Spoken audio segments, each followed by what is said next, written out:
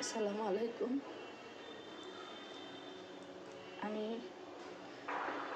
আজকে যে কথাগুলো বলার জন্য আপনাদের সামনে আসছি, সেটি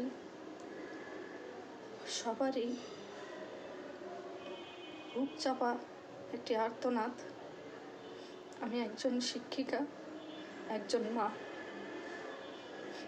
গতকালকে ঘটে যাওয়া মাইলস্টোনে যে মর্মান্তিক দুর্ঘটনাটি ঘটেছে,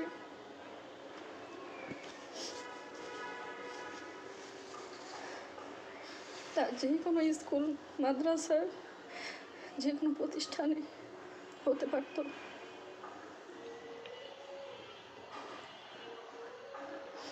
ছোট ছোট শিশুগুলো ছুটির অপেক্ষায় কত আনন্দিত ছিল। মুহূর্তে ছুটির আনন্দ পরকালের ছুটি হয়ে গেল।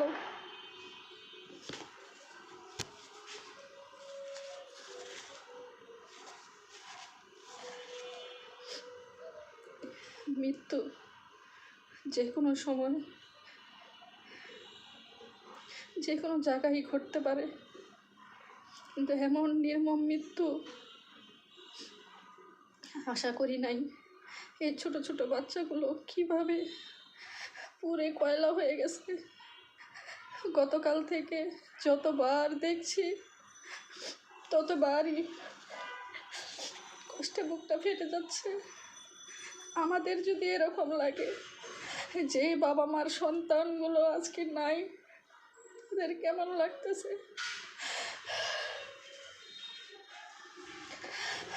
আমার ছেলেটা কালকে যখন স্কুল থেকে আসছে, মেয়েটা যখন আসছে, আমার হৃদয়টা শুধু বারবার ওদের দিকে তাকাইছি আর বারবার ভাবছি, আল্লাহ, আজকে যাদের সন্তানগুলো দুনিয়া ছেড়ে চলে গেছে, তাদের কত কষ্ট লাগতেছে। আল্লাহ, তুমি সবাই হেফাজত করো, সবাই ভালো রাখো। যারা হাসপাতালে কষ্টে কাতরাচ্ছে, কি অবস্থা হচ্ছে ওদের, আল্লাহ, এগুলো ভাবলেই কষ্ট লাগে। শরীরের অংশগুলো পুড়ে কি অবস্থা হয়ে গেছে, এগুলোর যে কত কষ্ট, কত যন্ত্রণা। যে দুনিয়া ছেড়ে চলে গেছে, কি কষ্ট পাইয়া দুনিয়ার থেকে গেছে, আর যারা দুনিয়াতে এখনো আছে হসপিটালে, কত কষ্ট হইতেছে, বাবা মাদের কেমন লাগতেছে। আল্লাহ সবার ধৈর্য ধারণ করার ক্ষমতা দেখ। আবার দোয়া করা দরকার, এই বাচ্চাগুলোর জন্য বেশি বেশি দোয়ার দরকার। আল্লাহ পাক যারা হসপিটালে কাতরাচ্ছে, তাদেরকে যেন পরিপূর্ণ সুস্থতা দান করেন, এবং যারা দুনিয়া ছেড়ে চলে গেছে, তাদেরকে যেন আল্লাহ পাক বেহেশতের উচ্চ মাকাম দান করেন। আমরা সবাই দোয়া করি, দোয়া ছাড়া আমাদের আর কিছুই করার নাই। যে যেখানে আছি সবাই দোয়া করি সবার জন্য। হিংসাত্মক না হয়ে আমরা একে অপরের পাশে দাঁড়াই, একে অপরকে সাহায্য করি।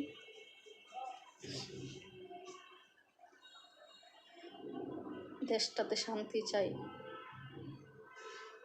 হানাহানি, মারামারি, রাজনৈতিক যত সমস্যা, সব কিছুর ঊর্ধ্বে মানুষ। আমরা সবাই মানুষ। বাচ্চাদের আইডি কার্ডে বাচ্চাদের অভিভাবকের ফোন নাম্বার ছিল না,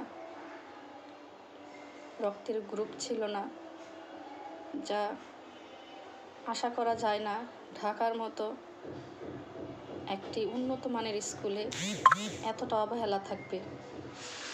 আইডি কার্ড কেন করা হয়? আইডি কার্ডে যদি ইনফরমেশনগুলো নাই থাকে, গার্ডিয়ানের ফোন নাম্বারটা নেই, ভাবাই যায় না।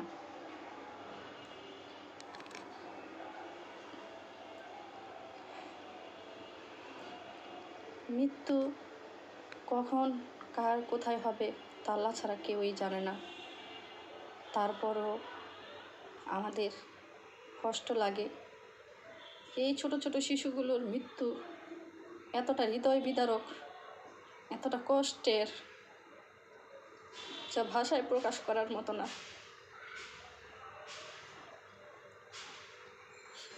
আল্লাহ পাক সবার সন্তানকে হেফাজতে রাখুক, যে যেখানে আছে আল্লাহ পাক সবাইকে ভালো রাখুক। দোয়া করি সব সময় সবার জন্য।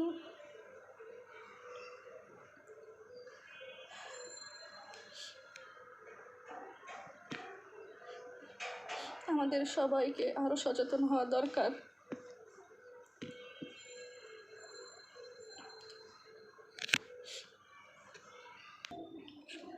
শিশুগুলোকে সকালে মা বাবা কত কষ্ট করে নাস্তা খাইয়ে সুন্দরভাবে স্কুলে পাঠিয়েছিল। কে জানতো ছুটির সময় এমন দুর্ঘটনা ঘটে তাদের সন্তানগুলো কয়লা হয়ে যাবে। এত কষ্ট,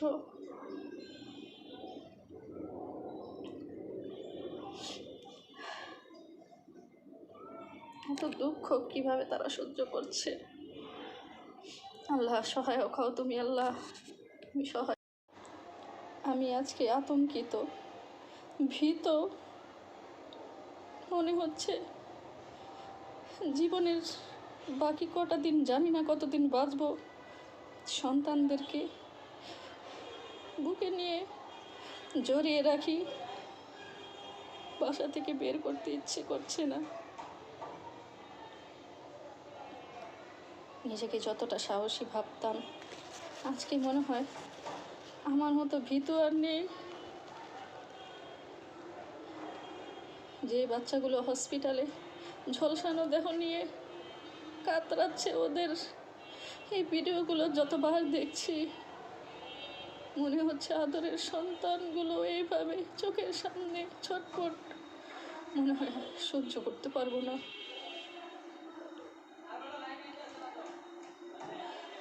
কি সুন্দর সুন্দর ফুটফুটে সন্তানগুলো আজকে ঝলসে তো মাংসে কি অবস্থা হয়ে গেছে। এই বাচ্চাগুলোর আর্তনাদ হসপিটালে ভয়ানক এক পরিস্থিতি হয়ে গেছে। যারা চিকিৎসা দিচ্ছে, চোখের সামনে যারা দেখছে, তাদের কত কষ্ট লাগতেছে। আমরা টিভিতে বা মোবাইলে দেখেই আমরা সহ্য করতে পারছি না। যারা সরাসরি দেখছে তাদের কেমন লাগতেছে, খুব ভয় লাগতেছে। মৃত্যু তো হবেই, আজ হোক কাল হোক, কখন কার মৃত্যু কীভাবে হবে কেউই জানি না। আল্লাহ পাকের কাছে দোয়া করা ছাড়া এখন আর কিছুই নেই। দোয়া করি হসপিটালে যারা কাতরাচ্ছে, আল্লাহ পাক ওদেরকে পরিপূর্ণ সুস্থতা দান করুক। বিমান বাহিনীর ঝুঁকিপূর্ণ পুরনো প্লেনগুলো বাতিল করে আধুনিক প্লেন চালু করার ব্যবস্থা বাংলাদেশ সরকারকে দ্রুত নেয়ার আহ্বান জানাচ্ছি। আর প্রশিক্ষণ বিমানগুলো দূরে কোথাও যেন প্রশিক্ষণের ব্যবস্থা করা হয়। আবাসিক এলাকাগুলো এড়িয়ে চলার অনুরোধ জানাচ্ছি। আর যেন এরকম মৃত্যু আমাদের দেখতে না হয়। বাংলাদেশ সরকারের কাছে অনুরোধ, আধুনিক যুদ্ধ বিমান আনা এবং বাংলাদেশের মানুষের নিরাপত্তা ব্যবস্থা জোরদার করা। আমরা সবাই দেশের সুনাগরিক। আমাদের নাগরিকত্ব সঠিকভাবে যদি দিতেই না পারেন, তাহলে প্রশাসনিক উচ্চ পর্যায়ে বসে নীতি কথা বলার কোনো মানে হয় না। আমাদের প্রত্যেকের জানমালের সঠিক নিরাপত্তা আপনাদেরকেই দিতে হবে। মাইলস্টোন স্কুলে কালকে যে ঘটনাটি ঘটে গেছে, অনেক নিউজে দেখলাম বাচ্চাদেরকে নিয়ে যাওয়ার মতো কোনো পরিবহন পাচ্ছিল না, যাদেরকে নিয়ে গেছে তাদেরকেও ভাড়া দিতে হয়েছে। আমার এটাই কষ্ট লাগতেছে যে ভাড়াটা কিভাবে নেয়। আজকে যে বাচ্চাগুলোকে সিএনজিতে করে বা গাড়িতে করে নিয়ে গেছে, আজকে তো সেখানে আমার বাচ্চাও থাকতে পারতো, ওই সিএনজিওয়ালার বাচ্চাও থাকতে পারতো, বা ওই ভ্যানওয়ালার বাচ্চা থাকতে পারতো। মানবিক হৃদয় নিয়ে আমরা কত কথাই বলি, কিন্তু বাস্তবে আমরা কে কতটুকু এগিয়ে আসি, সাহায্যের হাত বাড়িয়ে দিই, বিপদগ্রস্তদের পাশে দাঁড়াই। খুব লজ্জা হচ্ছে যে আমরা কেমন জাতি, কেমন মানুষ, আরেকজনের বিপদে তামাশা করি বা এগিয়ে আসি না, সাহায্যের হাত সবাই বাড়িয়ে দেই না,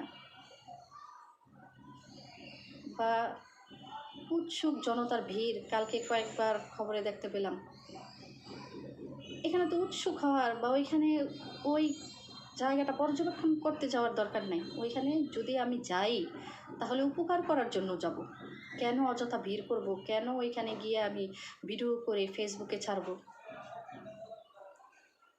আমি যদি যাই, আমি মানবিক দৃষ্টিকোণ থেকে যাব। প্রতিটা মানুষের এমন হওয়া দরকার যেন আমি ওইখানে যাওয়া মানে আমি যেন উপকার করতে পারি কারো। ফায়ার ব্রিগেডের যারা ছিল, সেনাবাহিনীর যারা ছিল, পুলিশের যারা ছিল, তাদেরকে যেন সহযোগিতা করতে পারি, স্বেচ্ছাসেবী হয়ে যেন কাজ করতে পারি। কেন আমরা ওইখানে শুধু শুধু ভিড় করব? অযথা গণ্ডগোল না করে আমরা কি পারি না? যে কোনো জায়গায় দেখি ট্র্যাজেডি হয়, দুর্ঘটনা তো ঘটেই, কম বেশি সবসময় দেখছি, কিন্তু ওইখানে দেখি ফায়ার ব্রিগেডের গাড়িও ঢুকতে পারে না, উৎসুক জনতার এত ভিড়। কেন আমাদের এত কৌতূহল? আমরা কি পারি না সহযোগিতার হাত বাড়াতে? কেমন জাতি আমরা, কেমন মানুষ আমরা? শিক্ষিকা মাহারিন, ওনার প্রতি আমি গভীর শ্রদ্ধা জানাচ্ছি। উনি বাচ্চাদেরকে যতটা সাহায্য করার আলহামদুলিল্লাহ করেছেন। আল্লাহ পাক ওনাকে ব্যস্ত নসিব করুন। ফ্লাইট লেফটেন্যান্ট তৌকির, উনিও নিশ্চয়ই যথেষ্ট চেষ্টা করেছিলেন বিমানটি যেন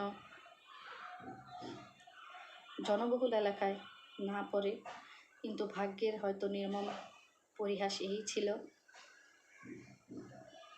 এই ঘটনাটি ঘটবে।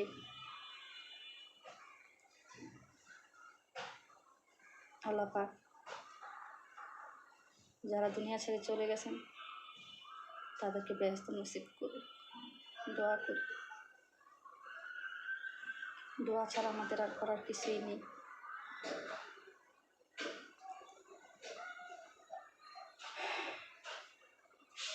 আমরা কি মানুষ হতে পারবো না?